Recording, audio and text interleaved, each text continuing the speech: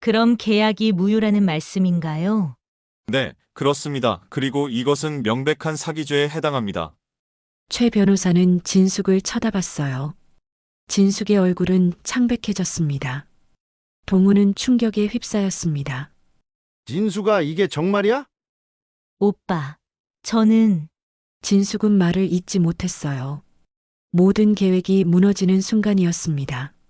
안녕하세요. 여러분 오늘도 마음을 울리는 이야기로 찾아뵙습니다.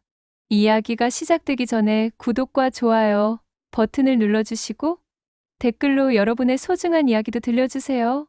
서울 변두리 골목길, 오래된 단독주택들이 옹기종기 모여 있는 동네입니다. 봄볕이 따스하게 내리쬐는 오후, 78세 정복순 할머니는 마당에서 빨래를 널고 있었습니다. 그런데 이상합니다. 분명히 아침에 빨래를 했는데 또 빨래통을 들고 나온 겁니다. 어머님, 아까 빨래 다 널으셨잖아요. 며느리 박진숙이 다정한 목소리로 말했습니다. 진숙은 45살 늘 단정한 옷차림에 상냥한 미소를 지니고 있었죠. 복수는 잠깐 멈칫했습니다. 그랬나? 아, 맞다 그랬지.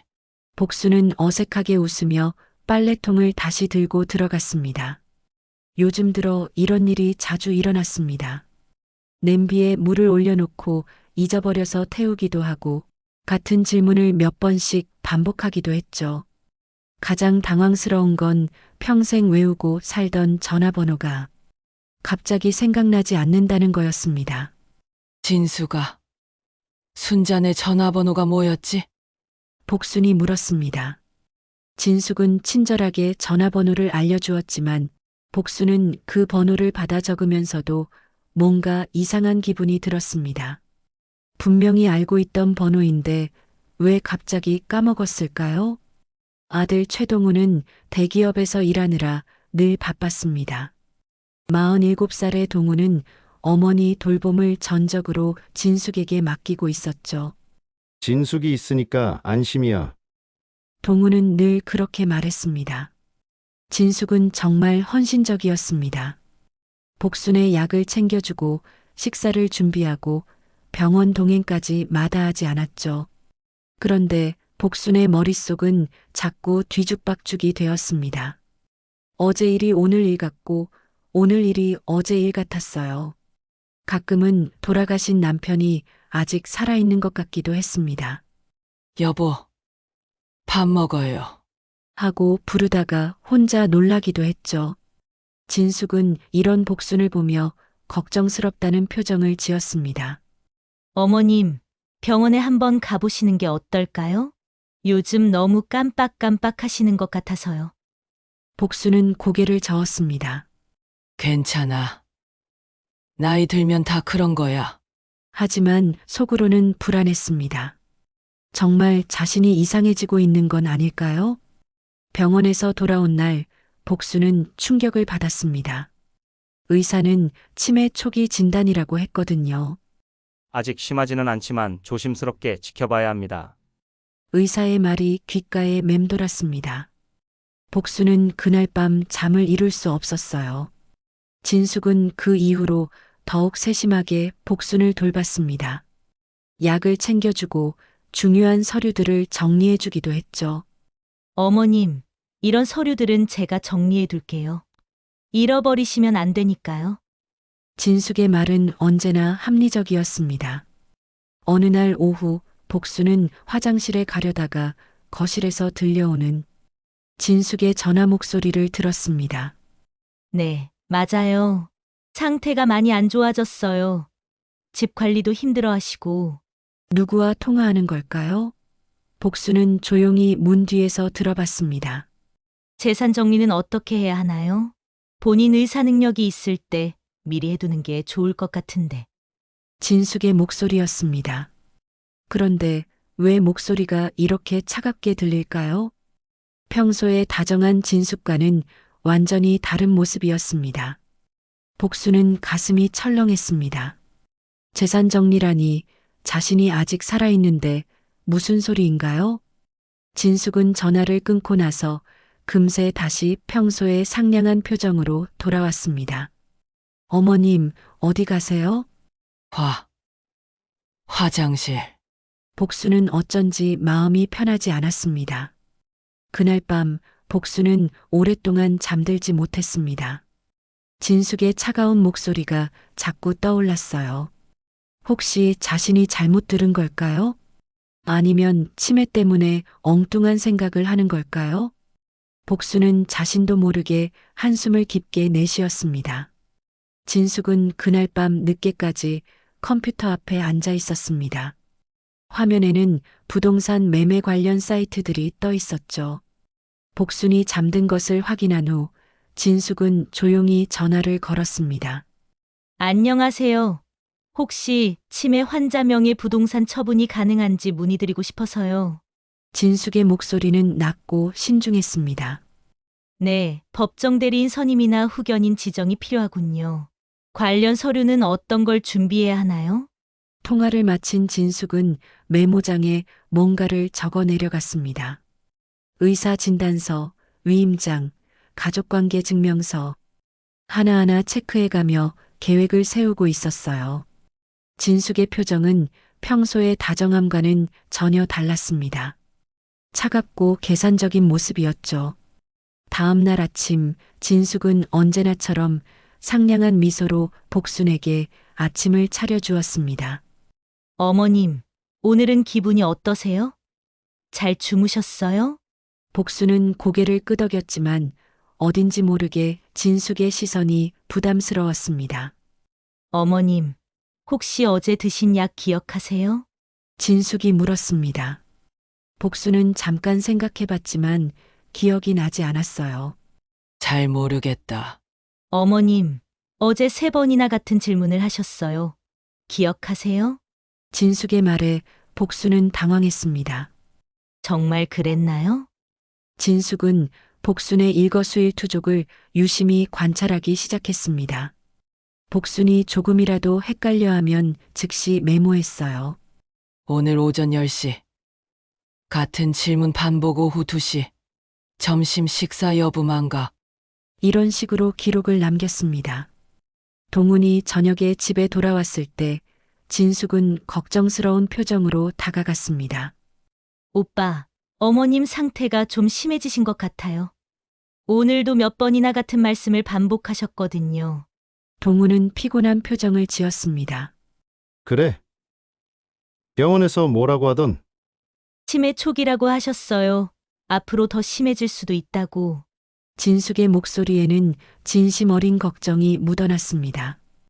동훈은 한숨을 쉬었어요. 참. 어쩌면 좋을까. 진수가 고생이 많다. 엄마 돌보느라. 며칠 후 복수는 진숙이 서재에서 뭔가를 뒤지는 소리를 들었습니다. 호기심이 생긴 복수는 조용히 문틈으로 들여다봤어요. 진숙은 서류함을 열어보며 뭔가를 찾고 있었습니다. 집문서, 통장, 인감증명서, 중요한 서류들이 모두 꺼내져 있었어요. 이상하네. 분명히 여기 있었는데. 진숙은 혼잣말을 하며 서류들을 뒤적거렸습니다. 복수는 가슴이 쿵쾅거렸어요. 왜 진숙이 자신 몰래 그런 서류들을 찾고 있을까요? 진숙은 복순이 보고 있다는 걸 눈치채지 못했습니다. 복순은 조용히 자리를 떴지만 마음은 무척 불안했어요. 뭔가 잘못되고 있다는 직감이 들었습니다. 그날 오후 진숙은 복순에게 차를 대접하며 말했습니다. 어머님, 요즘 기억력이 많이 떨어지시니까 중요한 서류들은 제가 보관해 드릴게요. 잃어버리시면 큰일 나잖아요. 복수는 뭔가 이상했지만 거부할 명분이 없었습니다. 진수가. 그런데 내 서류를 왜? 어머님, 걱정하지 마세요. 안전하게 보관만 하는 거예요. 필요하시면 언제든 말씀하세요. 진숙의 말은 논리적이었지만 복수는 여전히 찜찜했습니다. 진숙은 복순의 도장과 통장을 자신의 방으로 가져갔습니다.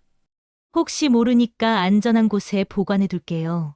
복수는 뭔가 말하고 싶었지만 자신이 치매 환자라는 생각에 입을 다물었어요. 저녁 식사 시간, 동훈이 물었습니다. 엄마, 오늘 뭐 하셨어요? 복수는 대답하려다가 갑자기 기억이 나지 않았습니다. 그게 뭘 했더라? 진숙이 재빨리 끼어들었어요. 어머님, 아까 식사하셨냐고 3번이나 물어보셨잖아요. 복수는 당황했습니다. 정말 그랬나요? 기억이 나지 않았어요. 동우는 걱정스러운 표정을 지었습니다. 엄마가 정말 많이 안 좋아지셨네. 진숙은 고개를 끄덕이며 동조했어요. 네, 저도 걱정이에요. 그날 밤 복수는 잠을 이룰 수 없었습니다. 자꾸 이상한 생각이 들었어요. 진숙이 정말 자신을 위해서 그러는 걸까요? 아니면 다른 속셈이 있는 걸까요? 하지만 증거도 없고 자신도 확신할 수 없었습니다. 복수는 베개를 끌어안으며 중얼거렸습니다. 내가 정말 이상해진 건가?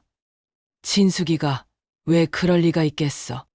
하지만 가슴 한구석에는 여전히 불안한 기분이 자리 잡고 있었어요. 뭔가 잘못되고 있다는 직감을 떨쳐낼 수 없었습니다. 창밖으로 달빛이 스며들었습니다. 복수는 그 달빛을 바라보며 깊은 한숨을 내쉬었어요. 앞으로 어떤 일이 벌어질지 복수는 알 수 없었습니다. 며칠이 지나면서 진숙의 행동은 더욱 대담해졌습니다. 복순이 낮잠을 자는 동안 진숙은 몰래 부동산 중개업소에 전화를 걸었어요. 네, 집 시세 좀 알아보고 싶어서요. 서울 변두리 단독주택인데. 현재 시세로는 대략 5억 정도 될 것 같은데요. 재개발 예정 지역이라 앞으로 더 오를 가능성이 높습니다. 부동산 중개인의 말에 진숙의 눈이 반짝였어요. 5억이라니 생각보다 큰 돈이었습니다. 진숙은 복순을 요양원에 보내기 위한 계획을 구체적으로 세우기 시작했습니다. 인터넷으로 요양원들을 검색해보고 입소 조건과 비용을 알아봤어요. 어머님 같은 경우에는 월 150만 원 정도면 괜찮은 곳에 모실 수 있을 것 같네요. 그러던 어느 날 오후 복수는 우연히 옛날 물건들이 담긴 상자를 발견했습니다. 다락방 한 구석에 있던 낡은 상자였어요. 호기심에 열어본 복수는 깜짝 놀랐습니다. 30년 전에 쓴 자신의 일기장이 나온 거예요. 1995년 3월 15일 오늘은 동훈이가 대학에 합격한 날이다. 너무 기뻐서 눈물이 났다. 남편과 함께 이 집을 내 이름으로 등기했다. 동훈이를 위해서라도 이 집만은 꼭 지켜내겠다고 다짐했다. 복순의 손이 떨렸습니다.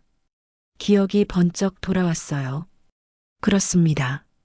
이 집은 분명히 자신 명의로 되어 있었어요. 남편이 돌아가시기 전에 복순아, 이 집만은 내 이름으로 해두자. 나중에 문제 생기면 안 되니까라고 말했던 기억도 떠올랐습니다. 복수는 급히 일기장을 더 뒤져봤습니다. 1998년 7월 20일 남편이 많이 아프시다. 오늘 유언장을 작성하셨다. 이 집과 모든 재산을 내게 남긴다고 하셨다. 동훈이는 아직 어리니까 내가 잘 관리해달라고 하셨다. 모든 게 명확해졌습니다. 이 집은 법적으로 자신의 소유였어요. 그런데 진숙이 왜 자신 몰래 집 시세를 알아보고 있을까요? 복수는 가슴이 두근거렸습니다. 복수는 조용히 동네 친구 순잔의 집으로 향했습니다. 순자는 복순과 50년 지기 친구였어요. 순자야, 나 좀 이상한 일이 있어서 왔다. 복수는 진숙의 이상한 행동들을 하나하나 털어놨습니다. 진숙이가 정말이야? 순자는 놀란 표정을 지었어요. 사실 나도 이상하다는 생각을 했어. 요즘 진숙이 표정이 예전 같지 않더라고. 너를 보는 눈빛이 뭔가 달라졌어. 순자는 더 충격적인 이야기를 해줬습니다. 복순아, 며칠 전에 진숙이가 우리 동네 부동산에 와서 내 집 시세를 물어봤다는 얘기를 들었어. 김 사장이 나한테 말해줬거든. 복수는 온몸에 소름이 돋았습니다. 역시 자신의 직감이 맞았어요. 진숙이 정말 뭔가 꾸미고 있었던 겁니다. 순자야, 나 어떻게 하면 좋을까? 증거도 없고 동훈이한테 말해봐도 믿을까? 복순아, 일단 은행에 가서 내 명의가 살아있는지 확인해봐. 혹시 진숙이가 몰래 뭔가 했을 수도 있잖아. 순자의 조언은 현실적이었습니다. 다음 날 복수는 진숙 몰래 은행에 갔습니다. 창구 직원에게 자신의 통장과 부동산 명의를 확인해 달라고 했어요. 할머님, 통장은 정상이고요. 부동산 등기부등본도 확인해 드릴까요? 등기부등본을 받아본 복수는 안도했습니다. 다행히 집은 아직 자신 명의로 되어 있었어요. 하지만 이상한 점이 있었습니다. 최근에 등기부열람 내역이 여러 번 있었던 거예요. 누군가가 자신의 집 등기를 계속 확인하고 있었습니다. 할머님, 혹시 최근에 부동산 거래를 준비하고 계신가요? 은행 직원이 물었습니다. 아니요. 전혀요. 왜 그러세요? 등기부 열람 내역이 많아서 여쭤본 거예요. 보통 매매 전에 이렇게 자주 확인하거든요. 복수는 등골이 서늘했습니다. 진숙이 이미 구체적으로 집을 팔 준비를 하고 있었던 거예요. 복수는 서둘러 집으로 돌아갔습니다. 집에 도착한 복수는 진숙이 전화 통화를 하는 소리를 들었습니다. 네, 위임장은 준비됐고요. 이제 요양원만 정하면 됩니다. 본인이 동의하지 않아도 가족이 강제로 입소시킬 수 있죠? 복수는 문 뒤에서 몸을 떨었습니다. 요양원에 강제로 보내려고 한다니 이럴 수가 있나요? 진숙의 목소리는 계속 들렸어요. 치매 진단서도 있고 일상생활이 불가능하다는 가족 진술서도 준비했습니다. 가족 진술서라니. 복수는 중얼거렸습니다. 언제 그런 걸 작성했다는 건가요? 자신은 아직 멀쩡한데 일상생활이 불가능하다니 말도 안 되는 소리였어요. 진숙은 통화를 마치고 나서 평소처럼 상냥한 표정으로 복순을 맞았습니다. 어머님, 어디 다녀오셨어요? 산책 좀 했어. 복수는 겨우 대답했습니다. 어머님, 요즘 혼자 돌아다니시면 위험해요. 길을 잃어버리실 수도 있잖아요. 진숙의 말은 표면적으로는 걱정하는 것 같았지만 복순에게는 감시처럼 느껴졌어요. 그날 밤 복순은 일기장을 꼭 껴안고 잠들었습니다. 이 일기장이 자신이 정신이 멀쩡하다는 유일한 증거 같았어요. 내가 미친 게 아니야. 진숙이가 이상한 거야. 복수는 자신에게 다짐했습니다. 하지만 앞으로 어떻게 해야 할지 막막했어요. 진숙의 계획을 막을 방법이 있을까요? 복수는 창밖 어둠을 바라보며 깊은 생각에 잠겼습니다. 진숙은 이제 더 이상 숨기려 하지 않았습니다. 복순이 진실을 눈치챘다는 걸 어렴풋이 알고 있었지만 이미 모든 준비가 끝나가고 있었어요. 서류는 완비되었고 요양원도 정해놨습니다. 어머님, 오늘 좋은 소식이 있어요. 진숙은 아침 식사를 준비하며 말했습니다. 무슨 소식? 복수는 불안한 마음으로 물었어요. 어머님을 위한 아주 좋은 요양원을 찾았어요. 시설도 깨끗하고 간병도 잘해주신대요. 복수는 숟가락을 떨어뜨렸습니다. 요양원. 나는 가기 싫은데. 어머님, 여기서 혼자 계시기에는 너무 위험해요. 어제도 가스레인지를 켜놓고 깜빡하셨잖아요. 진숙의 말에 복수는 당황했어요. 가스레인지를 켜놓고 깜빡했다고요? 기억이 나지 않았습니다. 진수가. 내가 언제 그랬다고. 어머님, 기억 안 나시죠? 그래서 더 걱정되는 거예요. 진숙은 안타까운 표정을 지었지만 복순에게는 그 표정이 가짜로 보였어요. 진숙은 동훈에게 전화를 걸었습니다. 오빠, 어머님 상태가 정말 심각해졌어요. 어제는 가스레인지를 켜놓고 깜빡하셨고, 오늘 아침에는 같은 질문을 10번도 넘게 하셨어요. 복수는 옆에서 듣고 있었지만 아무 말도 할 수 없었어요. 그리고 오빠, 어머님이 이상한 낙서를 하세요. 벽에다가 알아볼 수 없는 글씨를. 진숙의 말에 복수는 깜짝 놀랐습니다. 낙서라니 자신은 그런 적이 없는데요. 진수가. 나는 낙서 안 했어. 복순이 소리쳤습니다. 어머님, 또 기억 안 나시죠? 제가 사진도 찍어놨어요. 진숙은 휴대폰을 꺼내서 보여줬어요. 정말로 벽에 이상한 글씨가 있었습니다. 하지만 복수는 자신이 언제 그런 걸 했는지 전혀 기억나지 않았어요. 동우는 그날 저녁 집에 와서 복순을 보며 한숨을 쉬었습니다. 엄마, 정말 힘드시죠? 복수는 아들의 표정에서 이미 체념을 읽을 수 있었어요. 동훈도 진숙의 말을 믿고 있었습니다. 동훈아. 엄마는 아직 괜찮다. 요양원 가기 싫어.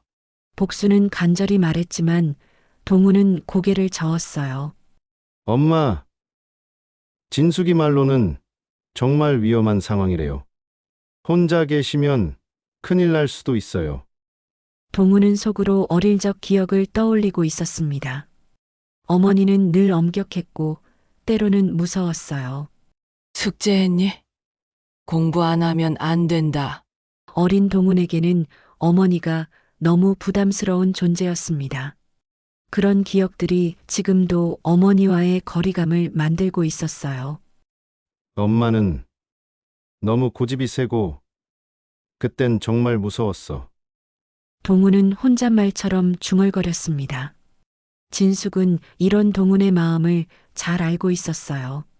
그래서 더욱 교묘하게 복순을 고립시킬 수 있었습니다. 며칠 후 복순은 우연히 진숙의 방에서 서류 뭉치를 발견했습니다. 진숙이 외출한 사이 복순은 조심스럽게 그 서류들을 들여다봤어요. 집 매매 계약서 사본이었습니다. 놀랍게도 복순의 서명이 되어 있었어요. 하지만 그 서명은 복순이 쓴 게 아니었습니다. 비슷하긴 했지만 분명히 다른 사람이 쓴 글씨였어요. 이게 내 글씨야? 복순은 자신의 손을 보며 중얼거렸습니다. 분명히 자신이 쓴 서명이 아니었어요.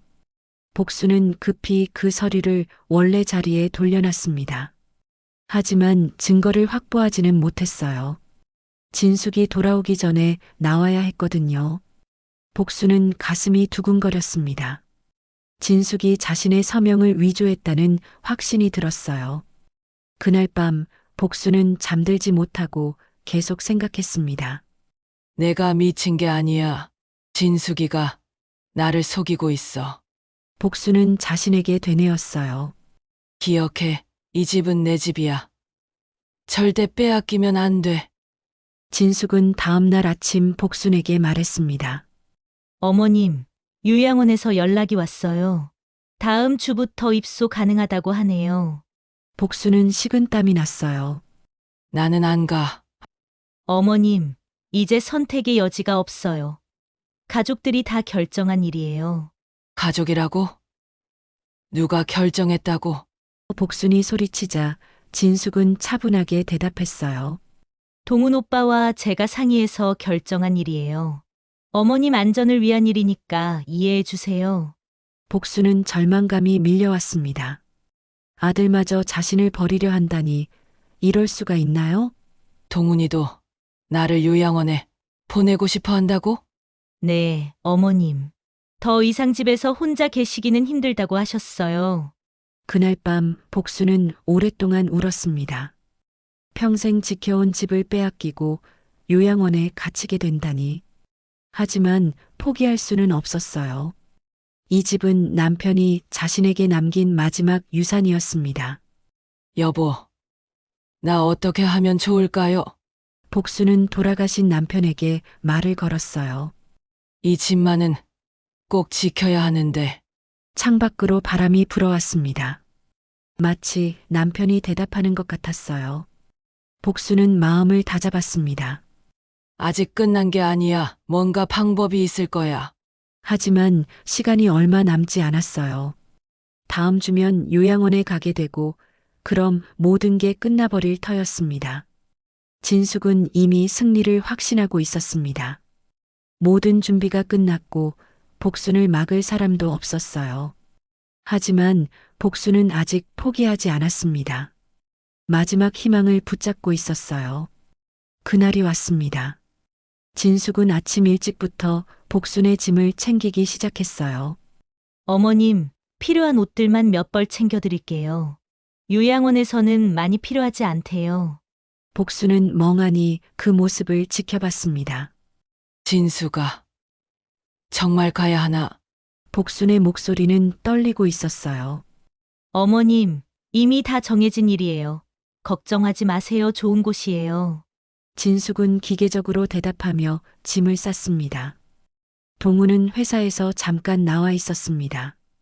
어머니를 요양원에 보내는 날이니까 얼굴이라도 비춰야 한다고 생각했어요. 하지만 복순 앞에 서자 말문이 막혔습니다. 엄마, 동훈아, 엄마가 그렇게 싫었니? 복순의 질문에 동우는 고개를 돌렸습니다. 그런 게 아니에요.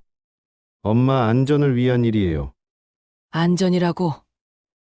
이 집에서 60년을 살았는데 무슨 안전이야? 복순이 소리쳤지만 동우는 더 이상 대답하지 않았어요. 택시가 도착했습니다. 진숙은 복순의 팔을 잡고 일으켰어요. 어머님, 가야 해요. 싫어. 나는 안 가. 복순은 저항했지만 힘이 없었습니다. 80세 노인의 저항은 의미가 없었어요. 나 안 미쳤다. 정신 멀쩡하다고. 복순은 마지막으로 소리쳤습니다. 하지만 아무도 믿어주지 않았어요. 동네 사람들이 창문으로 내다보며 수군거렸습니다. 복순이네 할머니 치매 걸려서 요양원 간다더라. 택시 안에서 복순은 창밖을 바라봤습니다. 50년을 살아온 동네가 점점 멀어져 갔어요. 골목길, 정육점, 슈퍼마켓. 모든 게 추억이었습니다. 이제 다시 볼 수 있을까? 복순은 눈물을 흘렸어요. 요양원에 도착했을 때 복순은 깜짝 놀랐습니다. 진숙이 말한 것과는 전혀 달랐어요. 건물은 낡았고 복도에서는 이상한 냄새가 났습니다. 여기가 좋은 곳이라고? 복순은 중얼거렸어요. 요양원 원장이 나와서 맞았습니다. 어서 오세요. 복순 어르신이시죠? 네. 그런데 여기 시설이 진숙이 말하려다 원장이 끊었어요. 걱정 마세요. 저희가 잘 모셔드릴게요. 복순의 방은 4인실이었습니다. 다른 할머니들이 침대에 누워 있었는데 모두 무기력해 보였어요. 어떤 할머니는 계속 혼잣말을 하고 있었고 다른 할머니는 천장을 멍하니 바라보고 있었습니다. 어머님, 여기서 편히 쉬세요. 일주일에 한 번씩 면회 올게요. 진숙은 형식적으로 말하고 떠났어요. 동우는 복순을 제대로 쳐다보지도 못하고 따라 나갔습니다. 복순은 홀로 남겨졌습니다. 침대에 앉아 주변을 둘러봤어요. 이곳이 앞으로 자신이 살아야 할 곳이라니 절망감이 밀려왔습니다. 이럴 수가 있나? 복순은 자신도 모르게 중얼거렸어요. 저녁 식사 시간이 되었습니다. 간병인이 와서 식당으로 데려갔어요. 다른 노인들과 함께 앉은 복순은 주변을 살펴봤습니다. 모두들 말이 없었어요. 서로의 이름도 모르는 것 같았습니다. 할머니 처음 오셨어요? 옆자리 할머니가 물었습니다. 네. 복순은 힘없이 대답했어요. 여기 온 지 얼마나 되셨어요? 글쎄요, 몇 년 된 것 같은데 정확히는 모르겠어요. 복순은 소름이 돋았습니다. 몇 년이나 여기 있으면서 정확한 시간도 모른다니. 이곳에서는 시간의 의미가 없는 것 같았어요. 모든 날이 똑같고 모든 게 무의미했습니다. 그날 밤 복순은 처음으로 모든 걸 포기하고 싶다는 생각을 했습니다. 이제 정말 끝났구나. 집도 잃고 아들도 잃고. 눈물이 멈추지 않았어요. 평생 싸워온 인생이 이렇게 끝나는 건가요? 하지만 그때 간병인 중 한 명이 복순에게 다가왔습니다. 할머니, 왜 우세요? 그녀는 30대 중반 정도로 보이는 여성이었어요. 저는 간호조무사 미영이에요. 미영은 복순과 이야기를 나누면서 이상함을 느꼈습니다. 할머니, 말씀도 또렷하시고 정신도 멀쩡해 보이시는데 왜 여기 오게 되셨어요? 복순은 자신의 이야기를 털어놨어요. 정말이에요? 그럼 치매가 아니신 거 아니에요? 미영은 놀란 표정을 지었습니다. 제가 5년째 여기서 일하는데 할머니처럼 정상인 분이 들어오신 적은 없거든요. 복순은 처음으로 희망을 느꼈습니다. 자신을 믿어주는 사람이 있다니. 미영 씨, 정말 나를 믿어줘요? 네, 할머니. 분명히 뭔가 잘못된 것 같아요. 미영은 복순의 입소 서류를 몰래 확인해 봤습니다. 가족 진술서에는 일상생활 불가능, 폭력성 증가, 배회 증상이라고 적혀 있었어요. 하지만 미영이 본 복순은 전혀 그런 증상이 없었습니다. 할머니, 이 서류에 적힌 내용이 맞아요? 미영이 물었습니다. 복순은 서류를 보고 깜짝 놀랐어요. 이건 다 거짓말이에요. 나는 폭력적이지 않아요. 그때 진숙은 집에서 드디어 매매 계약서에 서명을 받고 있었습니다. 복순의 서명을 완벽하게 위조해서 말이에요. 이제 끝났어. 진숙은 만족스러운 표정을 지었습니다. 하지만 복순은 아직 포기하지 않았습니다. 미영이라는 든든한 조력자를 만났거든요. 미영 씨, 제발 저를 도와주세요. 저는 정말 억울해요. 네, 할머니 뭔가 방법을 찾아볼게요. 그날 밤 복순은 오랜만에 희망을 품고 잠들었습니다. 아직 모든 게 끝나지 않았어요. 진실을 밝힐 기회가 있을지도 모르거든요. 미영은 복순의 이야기를 듣고 나서 밤잠을 이룰 수 없었습니다. 5년째 요양원에서 일하면서 이런 경우는 처음이었어요. 복순은 다른 치매 환자들과는 완전히 달랐습니다. 대화도 자연스럽고 기억력도 또렷했거든요. 다음 날 아침 미영은 복순에게 조용히 다가갔습니다. 할머니, 어젯밤에 생각해봤는데요. 할머니 집이 정말 팔렸는지 확인해 볼 방법이 있을 것 같아요. 복순의 눈이 반짝였어요. 정말이야? 네, 제 친구가 부동산에서 일해요. 등기부등본만 있으면 매매 현황을 확인할 수 있대요. 미영의 말에 복순은 가슴이 두근거렸습니다. 드디어 진실을 확인할 수 있을 것 같았어요. 미영은 점심시간을 이용해서 친구에게 연락했습니다. 영희야, 부탁이 있는데 등기부등본 좀 확인해 줄 수 있어? 복순의 주소를 알려주고 매매 현황을 물어봤어요. 1시간 후 영희에게서 충격적인 소식이 왔습니다. 미영아, 이상해. 이 집이 어제 매매 계약이 체결됐는데 매도인 서명이 뭔가 이상해 보여. 어떻게 이상한데? 필적이 일정하지 않아. 마치 다른 사람이 쓴 것 같아. 미영은 급히 복순에게 달려갔습니다. 할머니, 큰일이에요. 정말로 집이 팔렸어요. 그것도 어제. 복순은 온몸에 힘이 빠졌습니다. 정말이야? 내가 모르는 사이에? 네. 그런데 더 이상한 건 서명이 위조된 것 같다는 거예요. 제 친구가 부동산에서 일하는데 필적이 이상하다고 하네요. 복순은 분노가 치밀어 올랐어요. 그 나쁜 년이 정말로.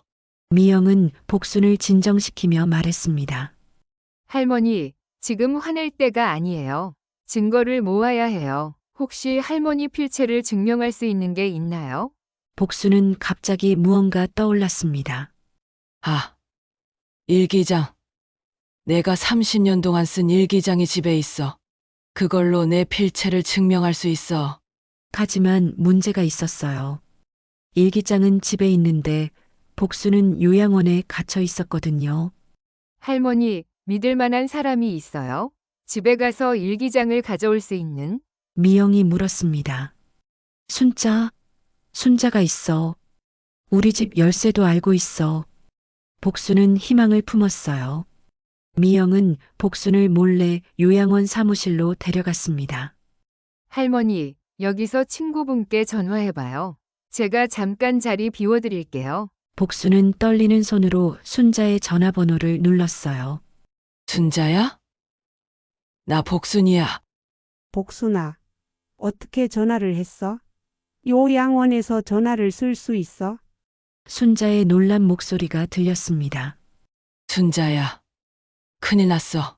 진숙이 그년이 내 집을 팔았어. 복수는 모든 상황을 순자에게 설명했습니다. 서명 위조, 강제 입소, 집 매매.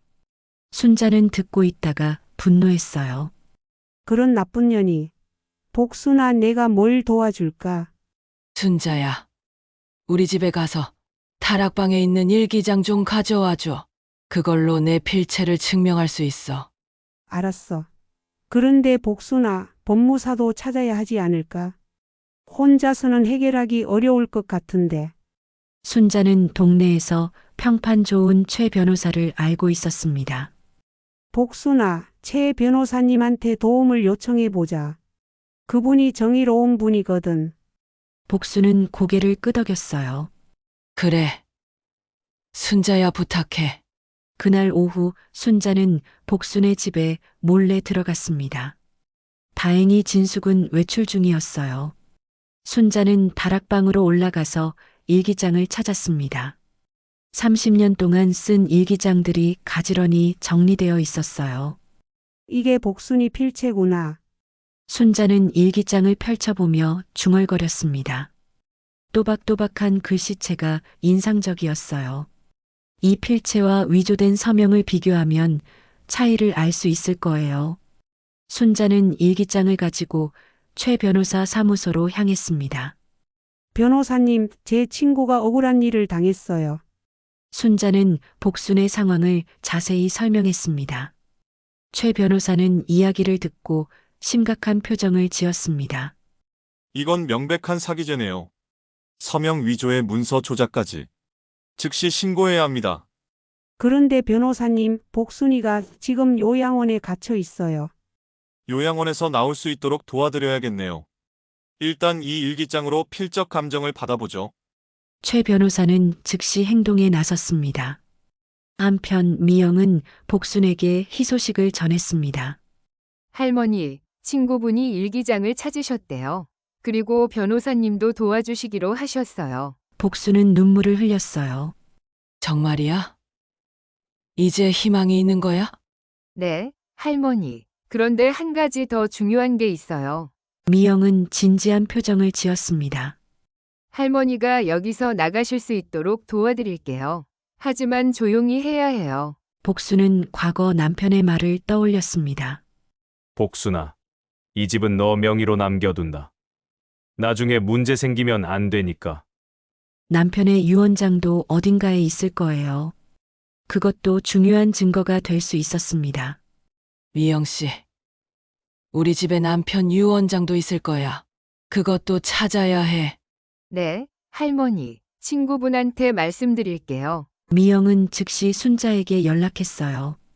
복수는 마음속으로 다짐했습니다. 여보, 나 포기 안 해요.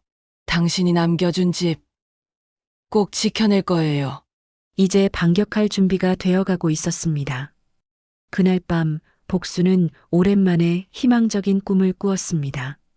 남편과 함께 마당에서 꽃을 심는 꿈이었어요.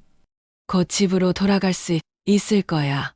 복수는 꿈속에서 중얼거렸습니다. 복수는 미영의 도움으로 요양원에서 몰래 나올 계획을 세웠습니다. 최 변호사와 순자가 모든 증거를 준비해놨다는 연락을 받은 거예요. 할머니, 오늘이 마지막 기회예요. 용기 내세요. 미영이 복순의 손을 꼭 잡으며 말했습니다. 미영 씨, 고마워요. 당신이 아니었다면 영영 여기서 썩었을 거예요. 복순은 진심으로 감사했어요. 미영은 복순에게 평상복을 가져다 줬습니다. 할머니, 이 옷으로 갈아입으세요. 환자복 입고는 눈에 띄니까요. 오후 2시 면회 시간을 틈타서 복수는 미영과 함께 요양원을 나섰습니다. 정문 경비는 미영이 업무차 외출한다고 하니 의심하지 않았어요. 할머니, 이제 정말 시작이에요. 미영이 격려했습니다. 최 변호사 사무실에서 순자가 기다리고 있었습니다. 복순아, 순자는 달려와서 복순을 꼭 안았어요. 고생 많았어. 이제 다 해결될 거야. 복순은 눈물을 참을 수 없었습니다. 최 변호사는 준비된 서류들을 보여줬습니다. 복순 할머님, 필적 감정 결과가 나왔어요. 매매 계약서의 서명은 명백한 위조입니다. 전문 감정사의 소견서에는 필체의 피랍, 기울기, 자간이 전혀 다름이라고 적혀 있었어요. 그리고 이것 보세요. 최 변호사는 복순 남편의 유언장을 펼쳤습니다. 순자가 집에서 찾아온 거였어요. 이 집과 모든 재산을 처 정복순에게 상속한다는 내용이 명확히 적혀 있었습니다. 변호사님, 이제 어떻게 하면 돼요? 복순이 물었습니다. 할머님, 지금 당장 부동산 사무소로 가서 매매를 중단시켜야 해요. 그리고 경찰서에 사기 고발장을 접수해야 합니다. 복순은 결심을 굳혔습니다. 가요. 진숙이 그년의 정체를 폭로해야겠어. 일행은 부동산 사무소로 향했습니다. 마침 그곳에서는 잔금 치르는 날이었어요. 부동산 사무소에 도착했을 때 복수는 깜짝 놀랐습니다. 진숙과 동훈이 구매자와 함께 앉아 있었거든요.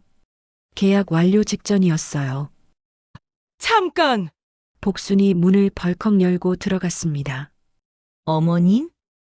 동훈은 깜짝 놀라 일어났어요. 어떻게 여기에? 동훈아, 너희들이 무슨 짓을 하는지 다 알고 있다. 복순의 목소리는 떨리고 있었지만 단호했습니다. 진숙은 순간 당황했지만 금세 평정을 되찾았어요. 어머님, 요양원에서 어떻게 나오셨어요? 위험해요. 위험한 건 너야. 진수가 내 서명을 위조한 거 다 들통났어. 최 변호사가 나서서 말했습니다. 안녕하세요. 복순 할머님의 변호사 최상훈입니다. 이 매매 계약은 무효입니다. 서명이 위조되었거든요. 변호사는 필적 감정서를 내밀었어요. 부동산 중개인이 서류를 확인하더니 얼굴이 굳어졌습니다. 이게 정말이라면 큰일인데요. 구매자도 당황한 표정을 지었어요. 그럼 계약이 무효라는 말씀인가요? 네, 그렇습니다. 그리고 이것은 명백한 사기죄에 해당합니다. 최 변호사는 진숙을 쳐다봤어요. 진숙의 얼굴은 창백해졌습니다.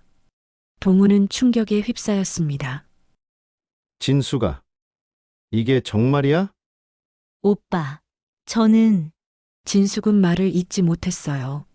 모든 계획이 무너지는 순간이었습니다. 복수는 동훈을 보며 말했습니다. 동훈아, 네가 그렇게 말하더라. 어릴 때 엄마가 무서웠다고. 하지만 나는 널 위해 모든 걸 참았어. 아버지 돌아가시고 혼자서 널 키웠잖아. 엄마.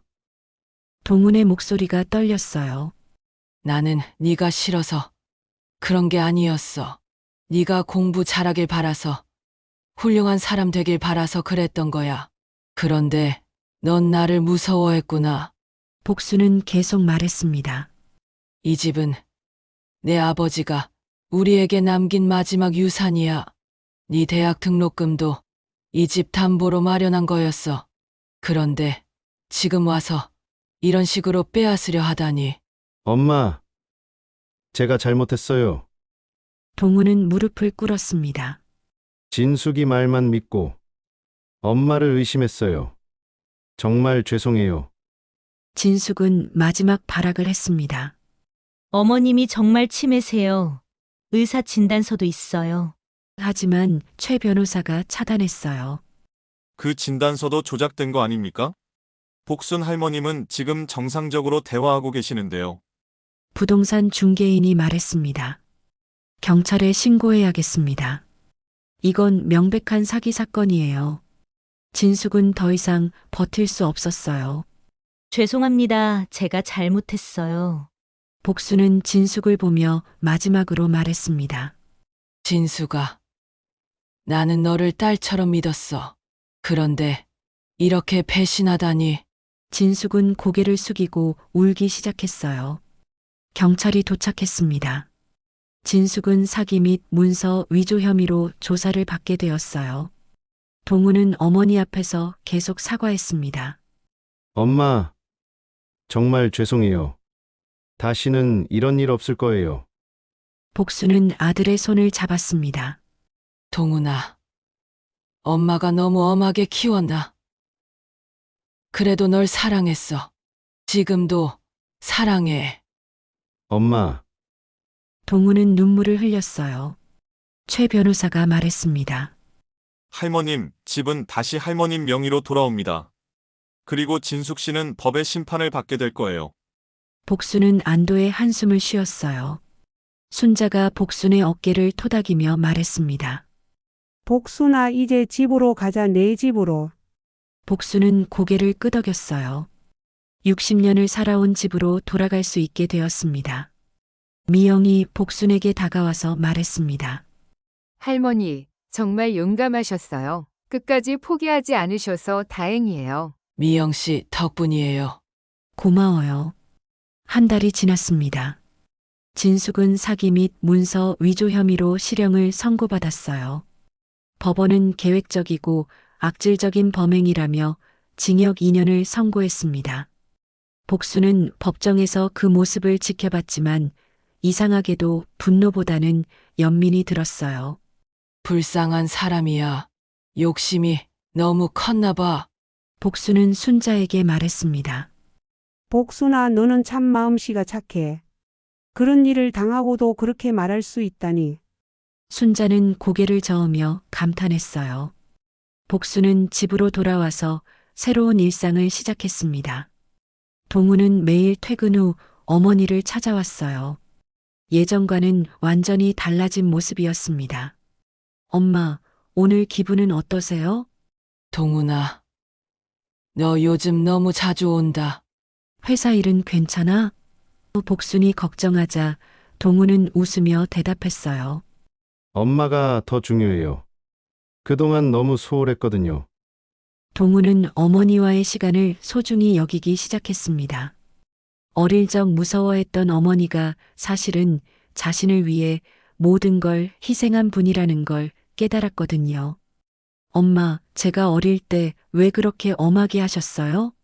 동훈아, 그때는 그게 널 위한 길이라고 생각했어.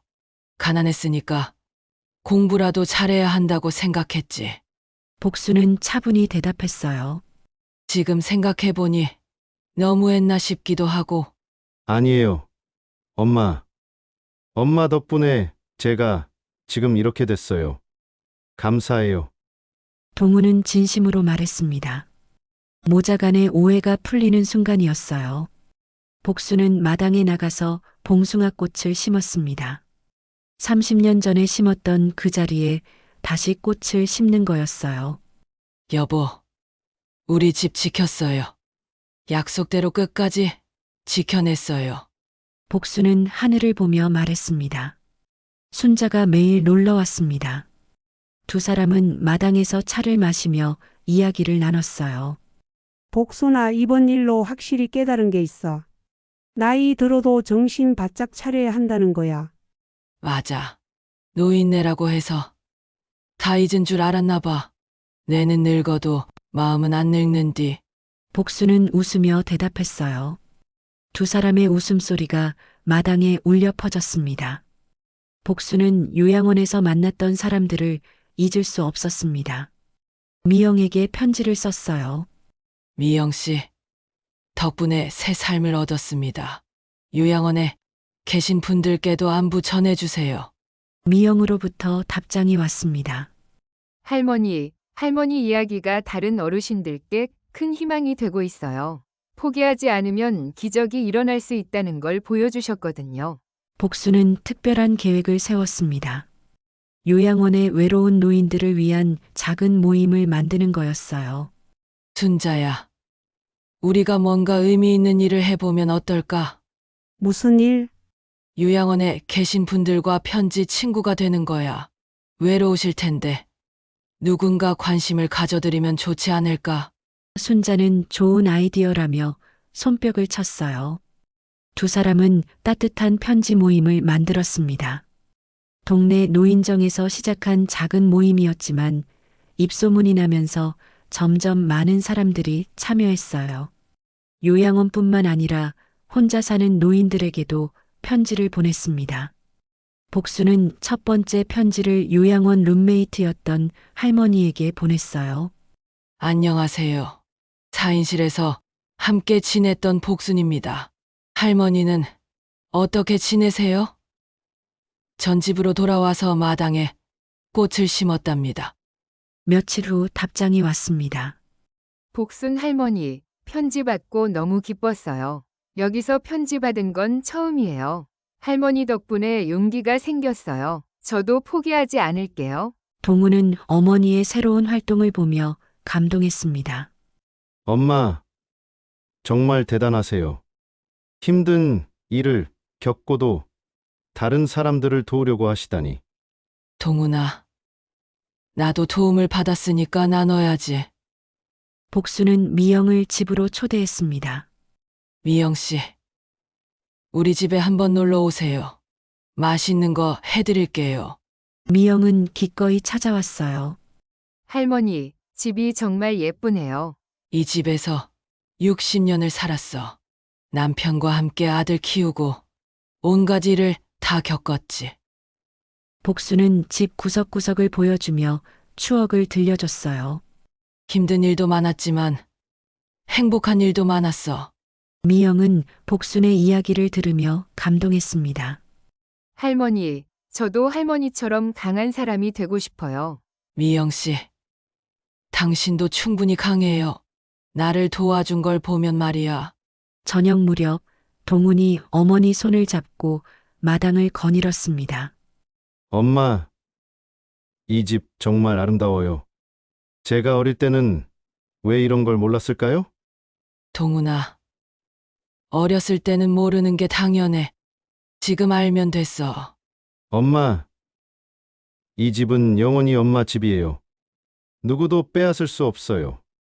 동훈의 말에 복수는 눈물을 글썽였어요. 고마워, 동훈아. 내가 그렇게 말해주니까 든든해. 봄이 깊어갔습니다. 복순이 심은 봉숭아 꽃이 예쁘게 피어났어요. 담장 너머로는 이웃들의 정겨운 소리가 들렸습니다. 복수는 마당에 앉아서 그 모든 소리를 들으며 만족스러워했어요. 참 살만한 세상이야. 복수는 혼잣말을 했습니다. 힘든 시간도 있었지만 결국 모든 게 제자리를 찾았어요. 가족도, 집도, 그리고 자신의 존재감도 말이에요. 봄빛 속에서 오래된 집은 다시 따뜻한 온기를 품고 있었어요. 복수는 봉숭아꽃에 물을 주며 작은 노래를 흥얼거렸습니다. 60년을 지켜온 집에서 새로운 봄을 맞이하며 말이에요.